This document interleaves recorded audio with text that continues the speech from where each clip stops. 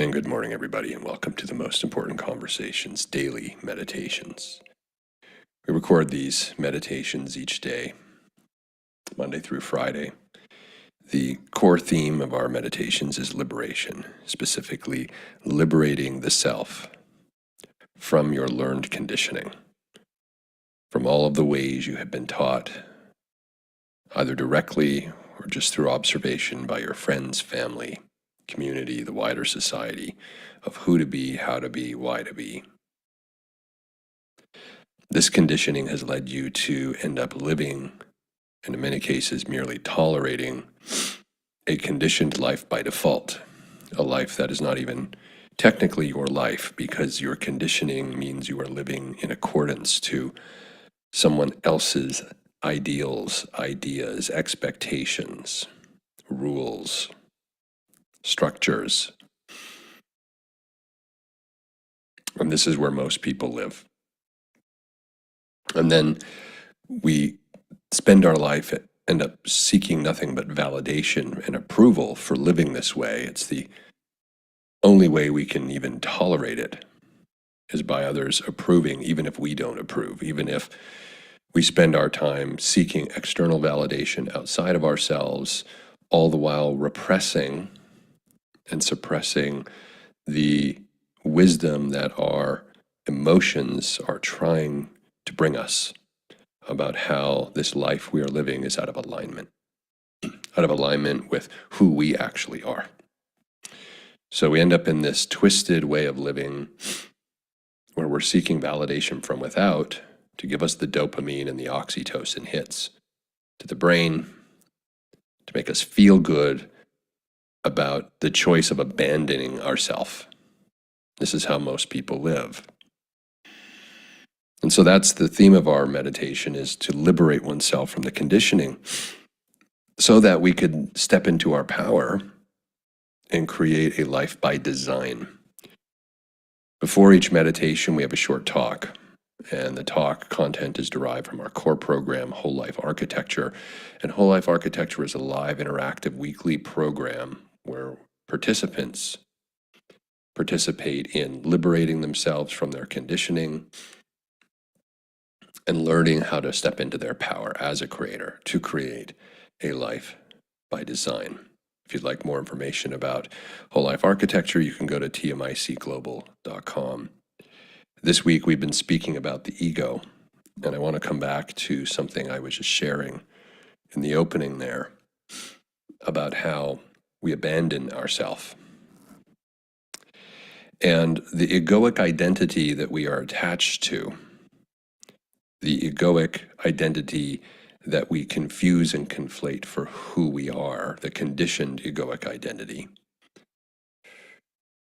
If we didn't create that egoic identity,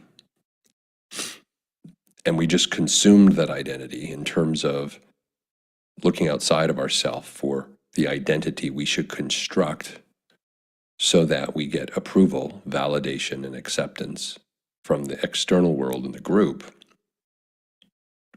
If we didn't create that identity and we're just looking for that external approval, it is tantamount to self-abandonment, true self-abandonment, like the true self that is trying to come out, that is trying to reveal itself, the true self that would create an ego identity to align with it.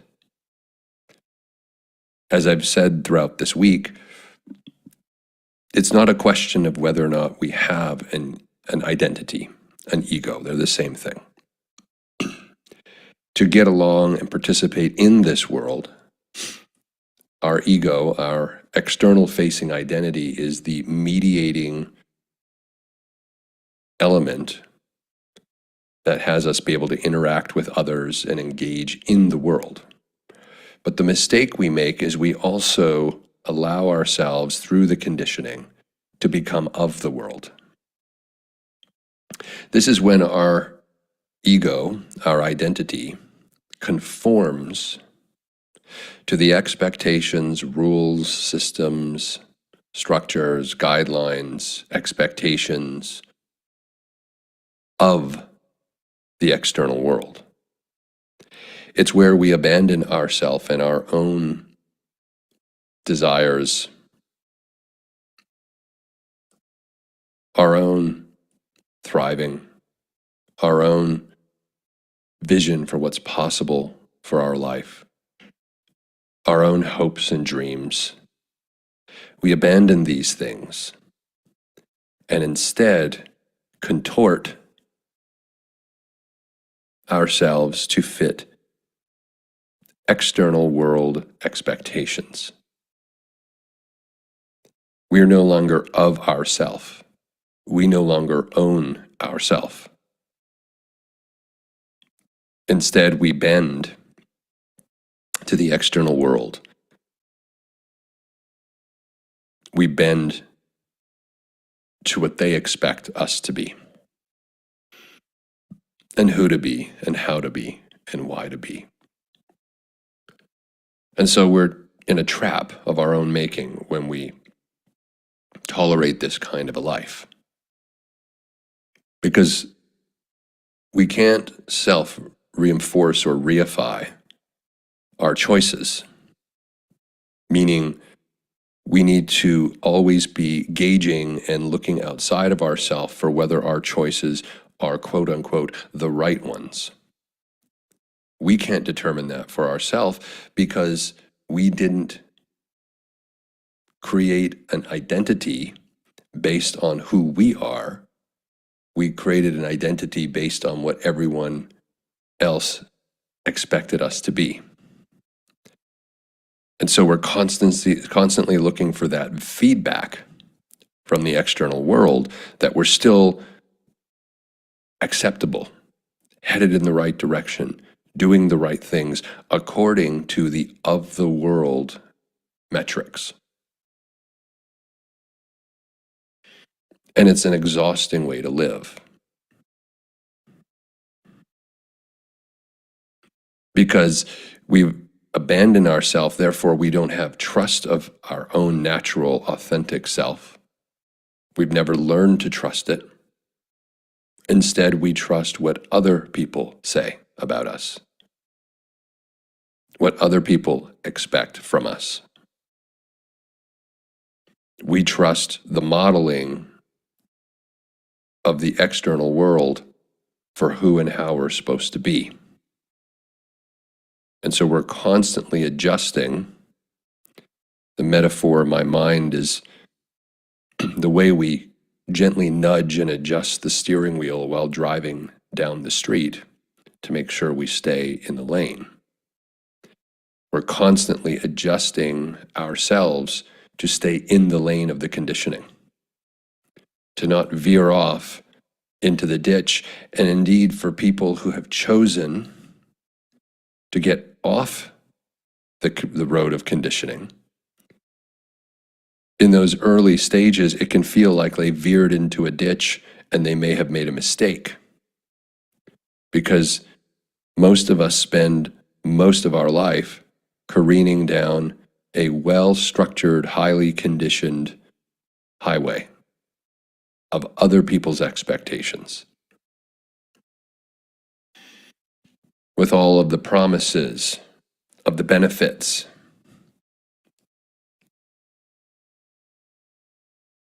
including you don't have to think, you don't have to feel, you don't have to be connected to your body, because you don't need those inner data points to guide you. Just stay on the road of your conditioning. Just follow the road. Follow the yellow brick road. Don't veer off onto the so-called road less traveled of your own desires, of your own vision.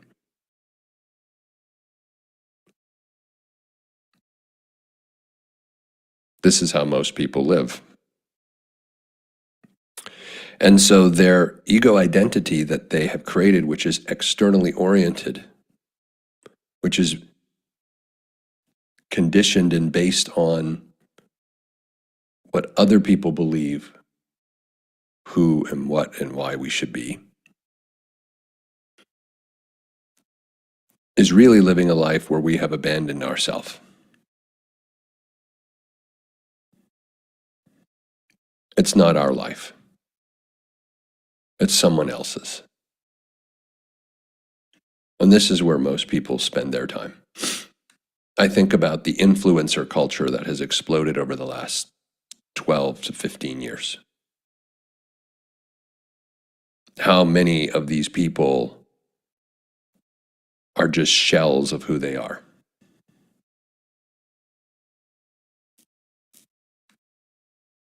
Turning tricks on social media to get applause,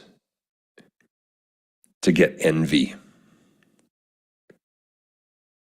to activate jealousy, to bait people into cliques because they're really just feeding voyeuristic fantasies of an of-the-world reality, a fake reality. And how really pathetic we have become as a society.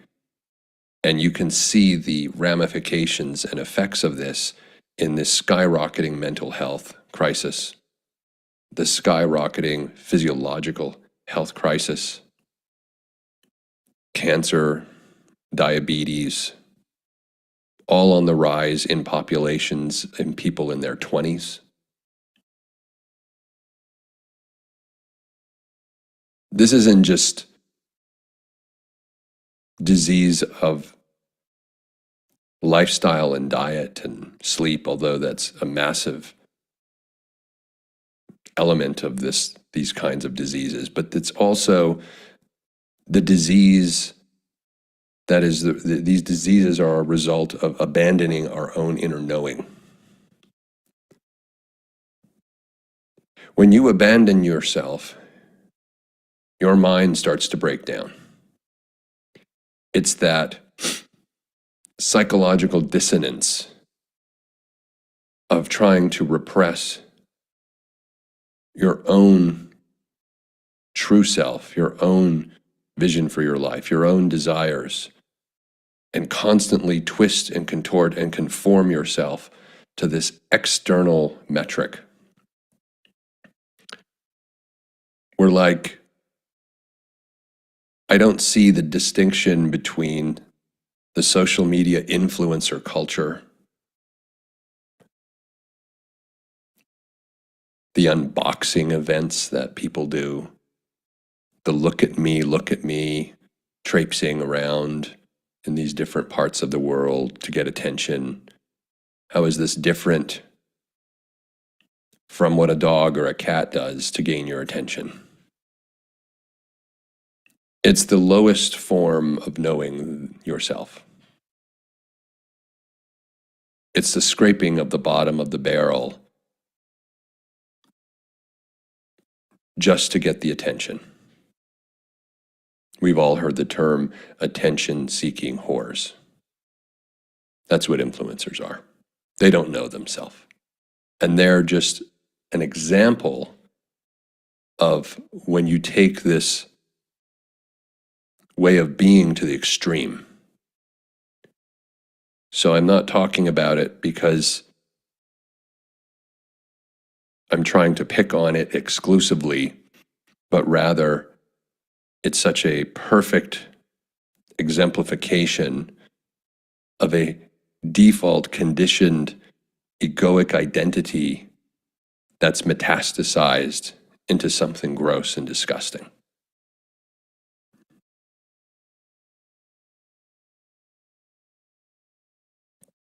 The true light of these people has been so buried, so ignored, so repressed, that they're desperate for your attention. They're like the car crash you can't take your eyes off, and it is a spiritual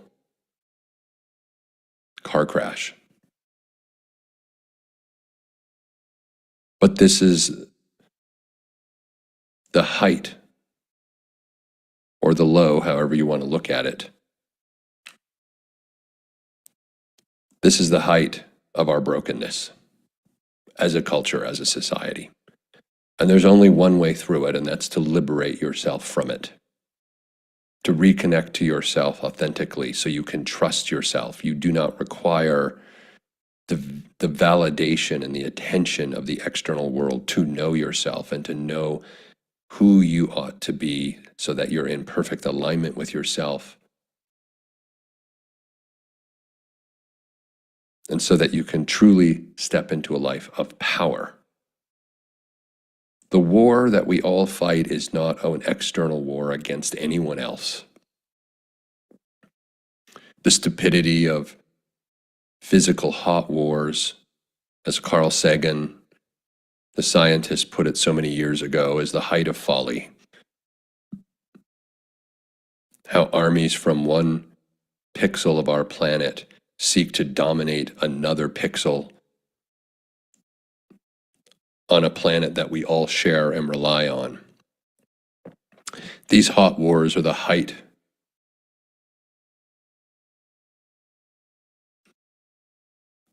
of an ego identity that has totally metastasized into a cancer.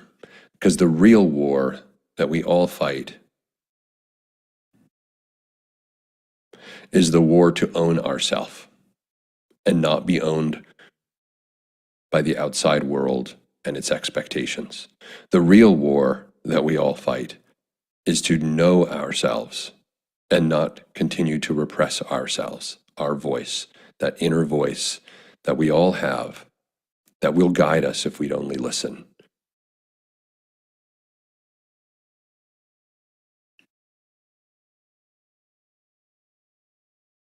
In many ways, I feel like so many of the science fiction movies that have come out over the years are prophetic. And if I think about one in particular that was very popular, which was The Hunger Games, you can see that very dynamic beginning to emerge in our world, where we have these centers of completely detached, disconnected from their authentic self, these city centers where triviality and ridiculousness reigns, while outside of the cities, real human beings who are not overtaken by conditioning are struggling to survive. The disparity between the ultra wealthy and the 99% of the rest of humanity. And this is all a function of an ego identity based on conditioning.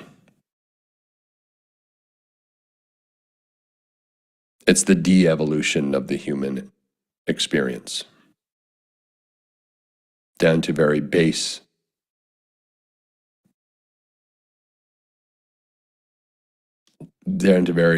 levels of being. But we all have a choice. And we're in a moment in time in history where this awakening is happening for a reason, and you get to choose. Will you create a life by design, create an identity that aligns with who you authentically are? Will you have the privilege and the joy of truly owning yourself by creating yourself and your life by design, or will you be owned?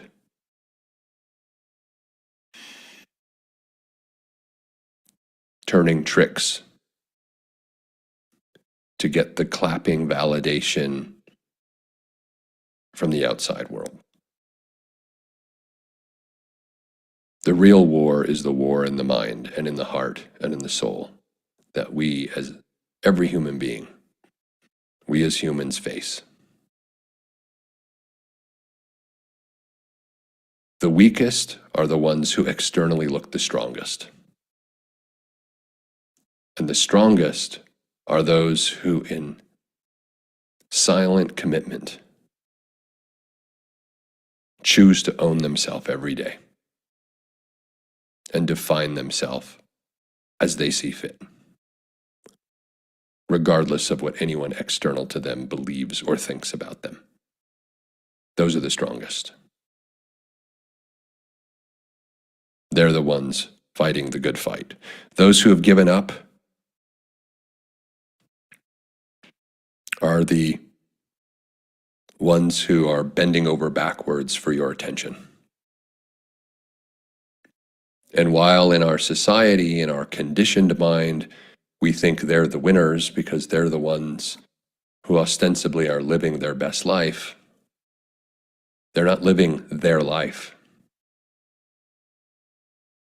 They're living the life that those who are voyeuristically tuning into them define. They don't own themselves, they're owned. They're the slaves.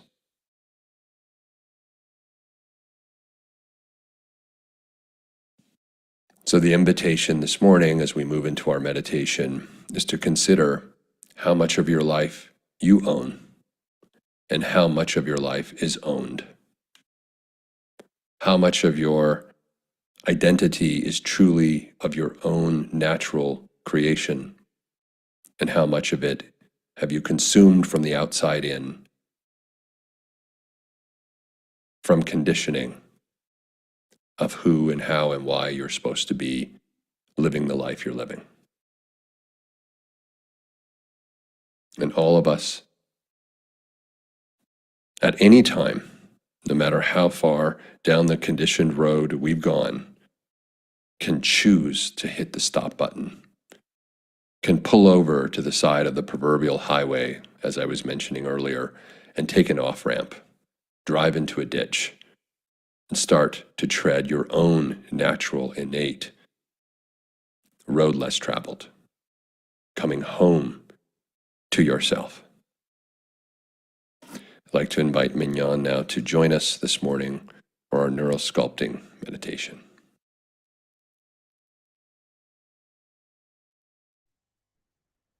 Thank you, Chad. In this morning's neural sculpting meditation, we'll explore releasing the idea of attachment and the extraordinary, and instead invite the beauty of the ordinary. You may hear me spell out words or dial things up or down, along with fun imagery, all by design, as part of the neural sculpting meditation process. A process that helps calm the nervous system, prime the brain for creating supportive ideas, and gives you agency in how you move through life. And for the month of March, I'll be guiding this meditation as an opportunity for you to deepen your practice and experience its full benefits. I have found that returning to the same meditation regularly can be incredibly supportive in reinforcing desired outcomes and creating lasting shifts. I hope it serves you in the same meaningful way. Let's begin this meditation by settling into the body, noticing the support beneath you. That might be the ground, a cushion, or a chair, or the bed. And notice how you are gently supported, effortlessly.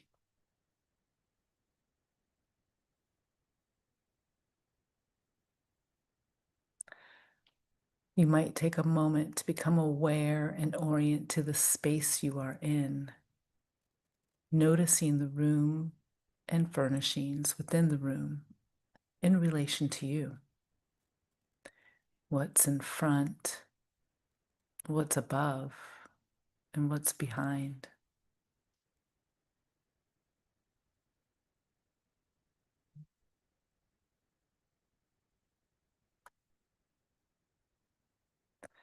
And as you are orienting to your body in this space at this moment, you can relax and let your mind wander, because that is what minds do.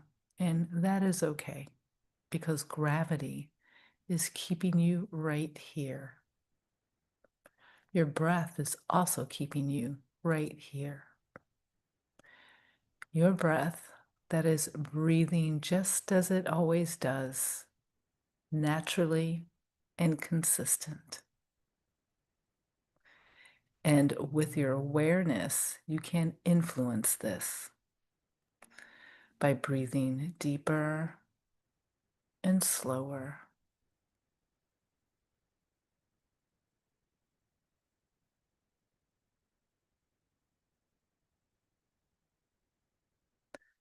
On your next inhale, you might become aware of the air as it flows in through your nose.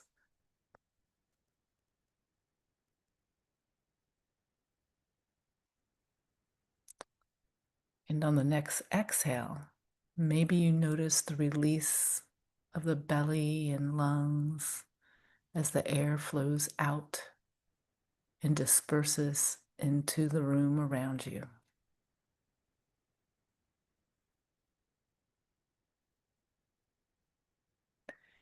The in and the out as your breath continues to flow effortlessly.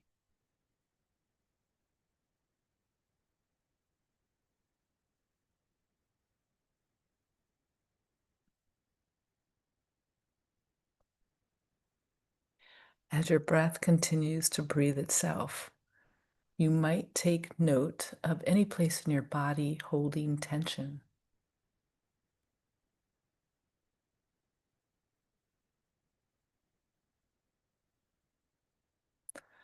What would it feel like to just let that go?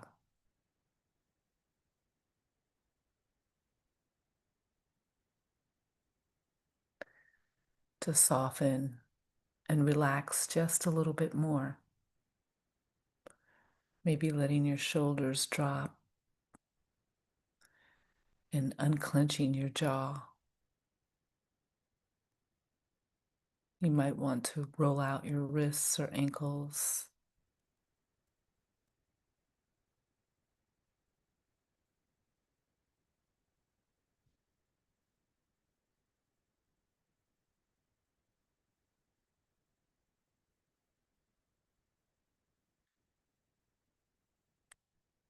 As you are relaxing, there may be things adding to your comfort.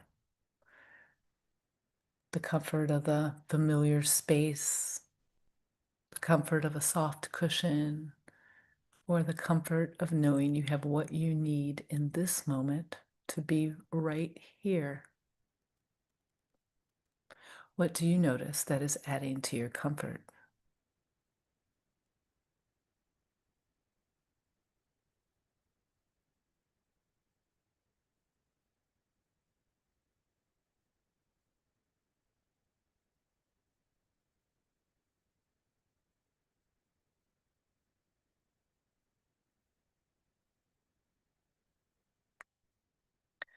As you're making note of your comfort, I invite you to gently close your eyes or soften your gaze if that feels comfortable.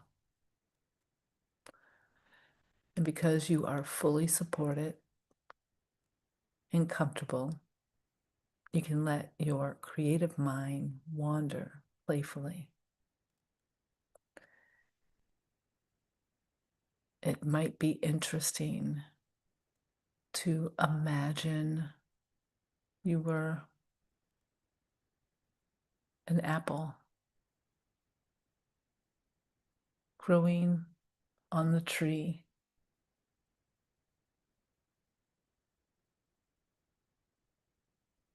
What color do you imagine being?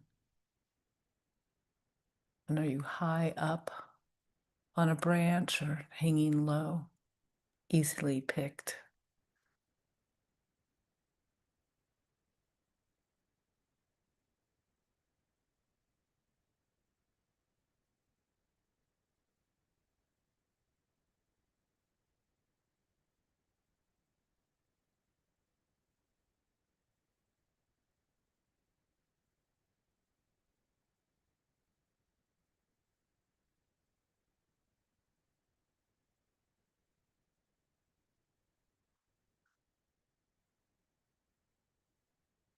Or perhaps it's more interesting to imagine that you were a feather,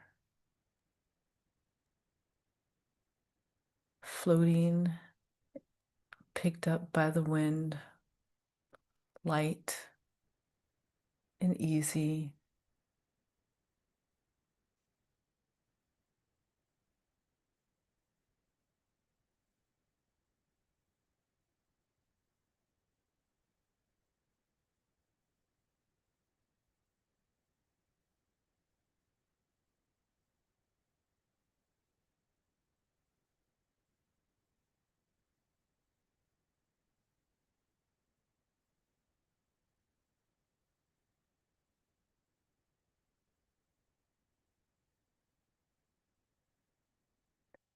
Your creative mind is awakened, and I welcome you as the curator of this meditation, a meditation that releases the extraordinary and brings in simple embodiment of your ordinary self.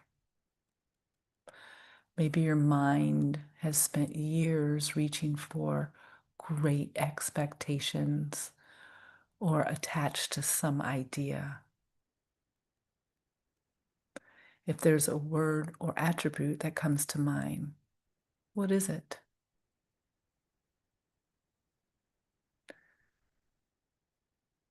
Something like RICH or recognition or success. What word comes to mind for you?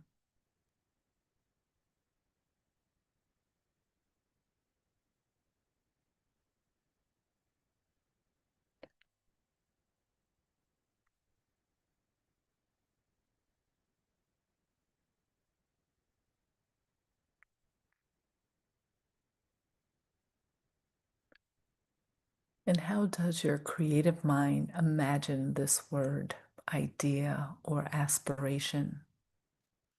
Does it have a color or temperature or a texture?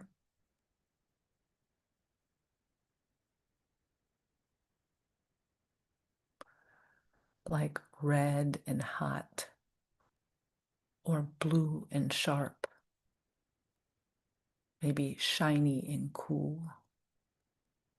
What does creative mind imagine?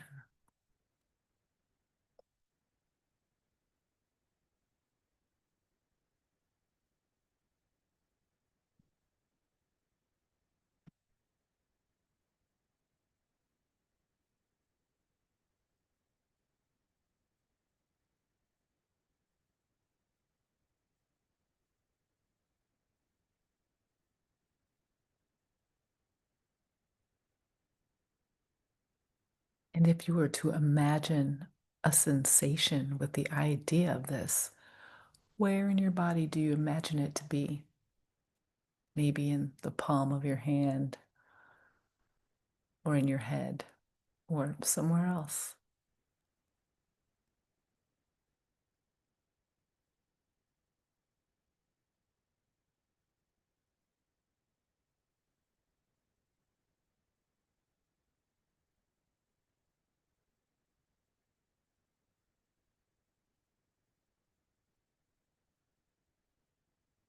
But what if you didn't have to be extraordinary?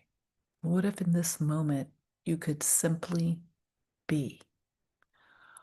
What would happen if you tried on the possibility that by being ordinary, you are already extraordinary? If you would choose an I am statement that describes an attribute of yourself that has served you well, what spontaneously comes to mind? An I am that expresses your pure, uncomplicated presence that feels really natural.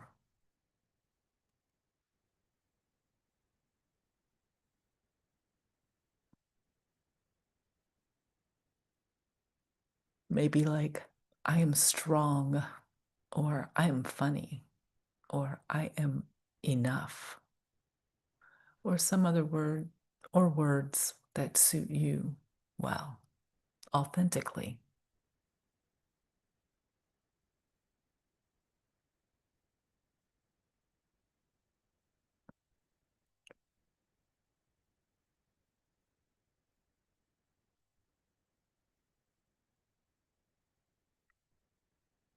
Your breath is breathing and your body is supported, still held right here. With this word or idea, you might imagine the extraordinary ideas of yourself falling away, like leaves letting go and floating down to the earth, or ice melting, or a flame cooling to embers. Because here in the ordinary, there might be peace, or EASE, ease, or truth. What does creative mind imagine letting go of? And what do you see as your natural state of being?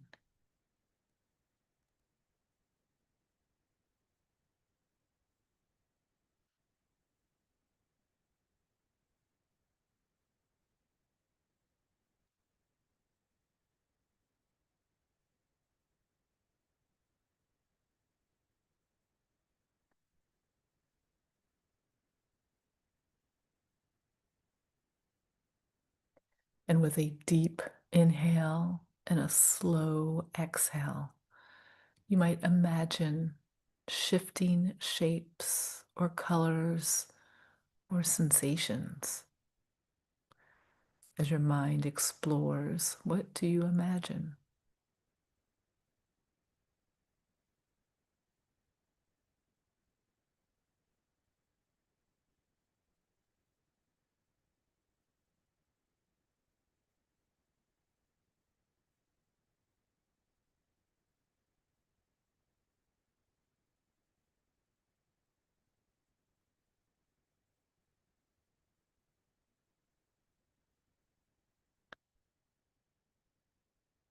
What is your mind telling you about the nature of your ordinary being? And as your story unfolds, notice how it resonates in your body. Are there any shifts that you perceive or imagine?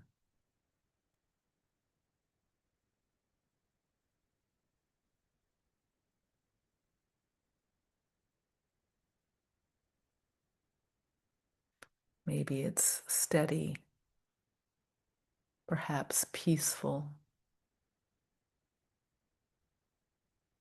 or true.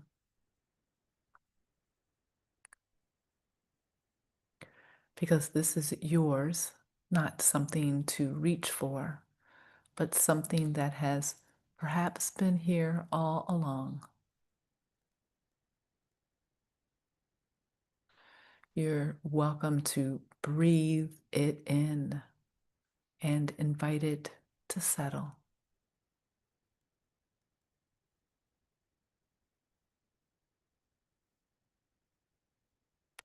What if you could expand this feeling and embody it to the fullest,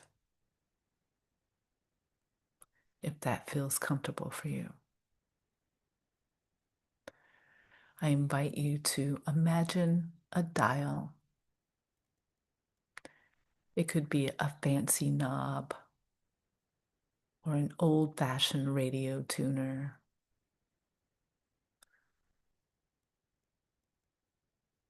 or something else with settings from 1 to 10,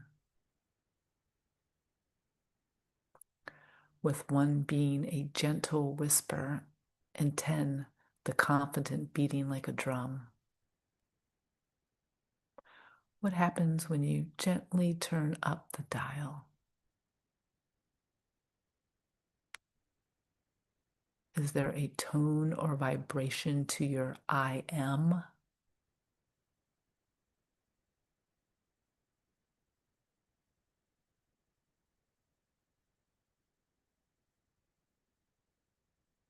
What level is comfortable?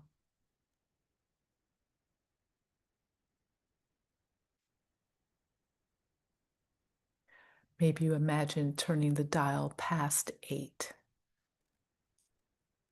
Does the vibration or tone get more expansive? Or do you prefer to turn it down to a 2 letting it settle softly.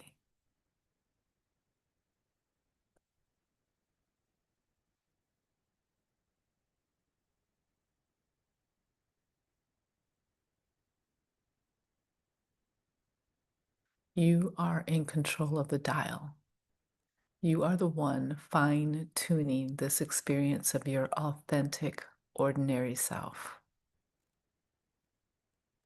And as you explore this, and as this shift in vibration settles into your body, notice, where do you sense it most now?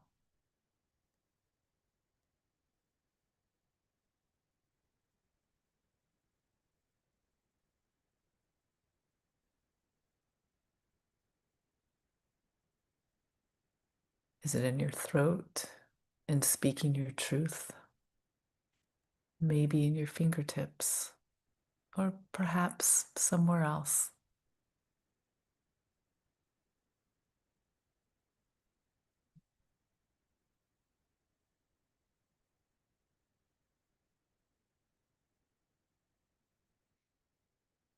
I wonder if this is something that has been simmering and ready for exploration.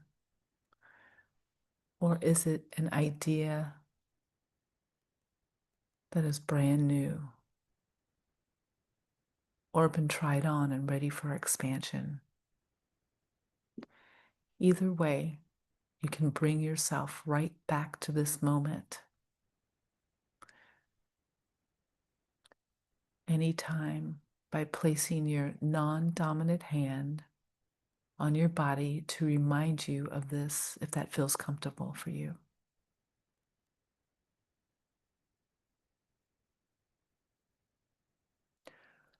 Or maybe you prefer to make a gesture, a thumb to finger, something that can bring you right back to this knowing whenever you choose. And that will signal the return of this moment.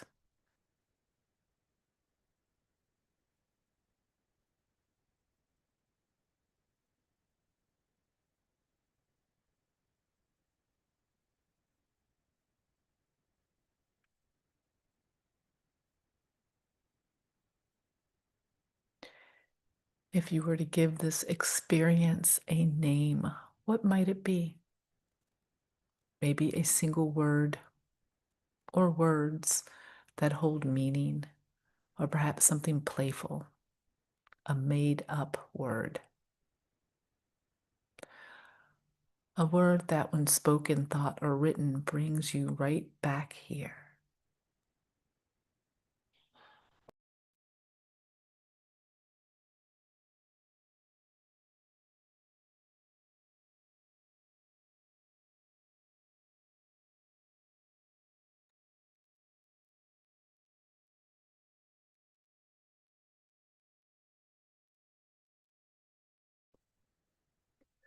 This name and this gesture are always available to you, ready to bring you right back to the quiet truth of simply being yourself.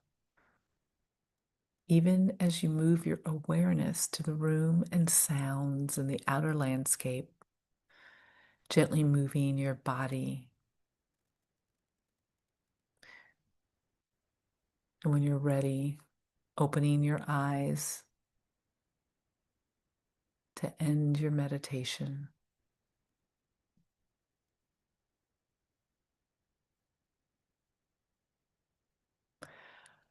Thank you for joining us for the daily meditation.